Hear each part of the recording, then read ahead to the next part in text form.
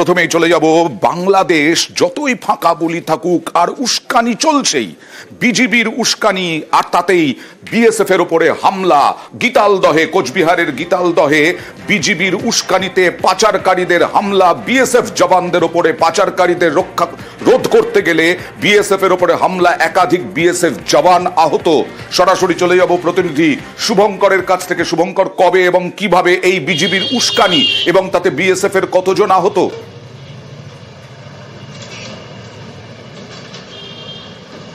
হ্যাঁ অয়ন্দা, দেখো একেবারেই বাংলাদেশে পালা বদলের পর থেকেই আমরা দেখে আসছি যে বাংলাদেশ সীমান্ত লাগোয়া যে এলাকাগুলো রয়েছে সেগুলোতে বাংলাদেশের সীমান্ত রক্ষী বাহিনী অর্থাৎ বিজিবির একটা উস্কানি চলছে, যার ফলে কিন্তু অশান্তির মতো ঘটনা ঘটছে বিভিন্ন সীমান্ত এলাকায়।